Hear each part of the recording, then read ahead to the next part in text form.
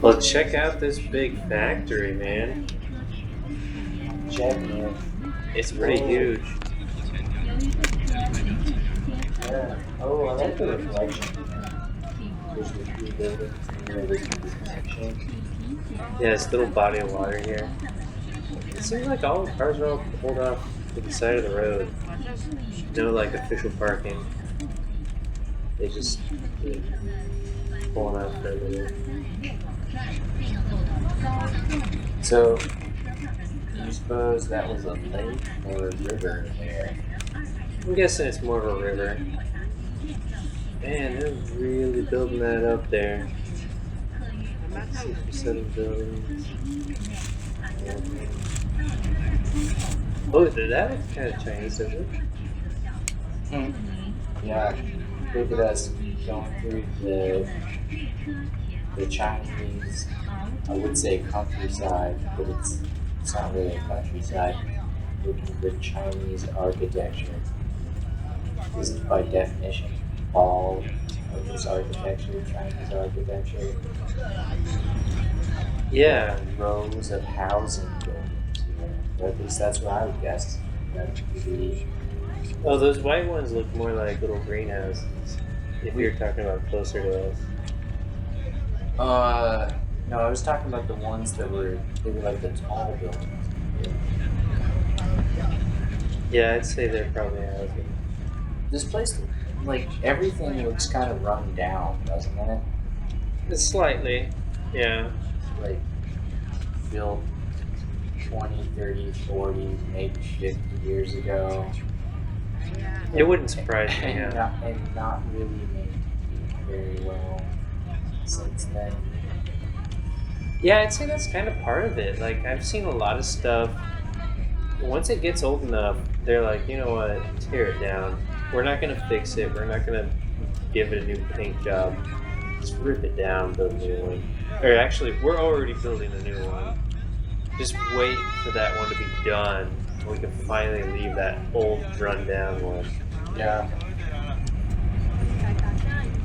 I mean, I guess there's a lot of places in America that are like pretty much exactly that. Yeah, but we keep using them, and we're pretty. Like, there's some places it's like, how can we ever do without this place? It's like pivotal, and it's really old, but whatever, it still works. So let's keep using it. Earlier you mentioned like, well, we're looking at this stuff and everything's Chinese. It's fun to hear that because I feel like in China you see, everything's Chinese, but they also have this idea like, well, this is like really Chinese. Like this is the like traditional Chinese style. Yeah.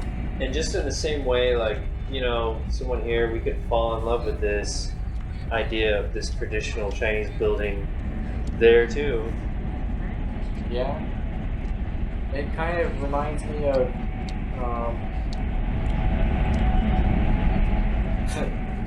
I'm almost ashamed to say it, but like kung fu movies, period pieces, movies, you know,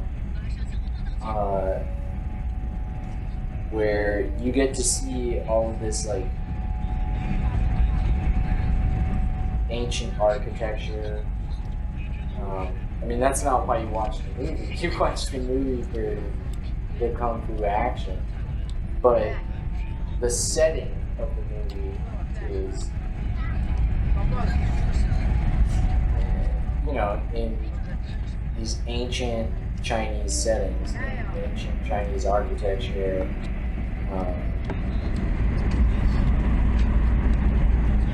Unless it's not, I guess there are a lot of kung fu movies that are set in kind of modern times. Those ones usually don't. They don't seem that great. Like if the story has a guy, it's like a cop. He could or should have a gun, but instead uses kung fu to to capture the perpetrators. Something about it seems kind of weird. And maybe in the same way, um,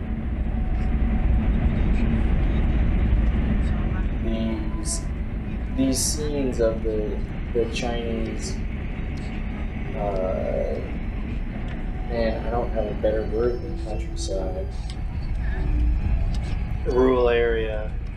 Well, is it rural? I mean, Sort of. like, so right here we like went over a mountain, or through a mountain with a forest on it. There's this big river. But we're on a train going over it. And there's that big suspension bridge right there with, I mean, what landscape is this right here? Is this rural? You can see a giant city in the distance. Yeah, that's kind of the. I feel like that's almost the whole thing is. I don't know, where does it end? Where is the just like vast expanse that there's nothing is there? China. Where is it? Yeah, right. You go there, and it's like, this isn't China. Yeah, we need to find one spot that is China. It's way too big to be all China here. Yeah.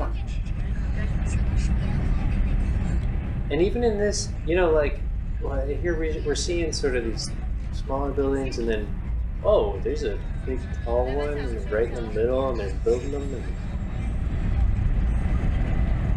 And I guess that's what it is. That's what it is right now. Yeah, and right here next to the train station, that was huge right there. Did you see that? I'm guessing a shopping center. That was a big train station.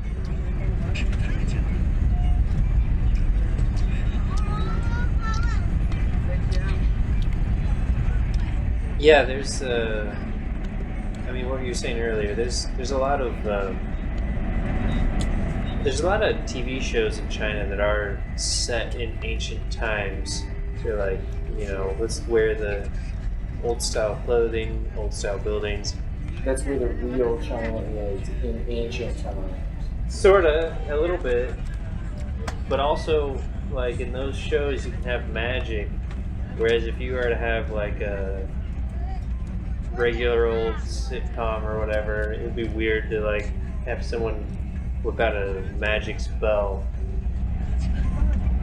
There's these weird rules about back in the day they could do magic, but nowadays that's not going to happen. Yeah.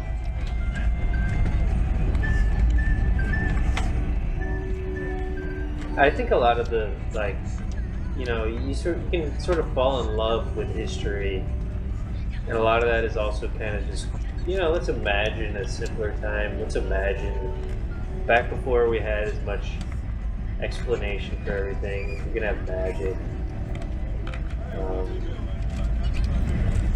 You can just jump into that and live there for a little bit. Have I told you about many of my ideas about magic? I don't think so. Oh man, we don't have a lot of time left on this video.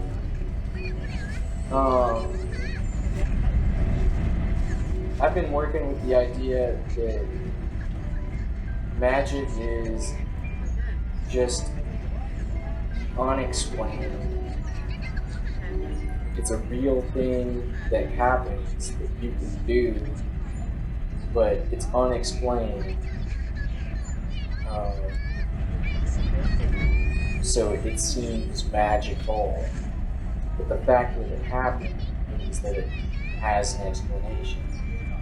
Like if you imagine that you were sent back in time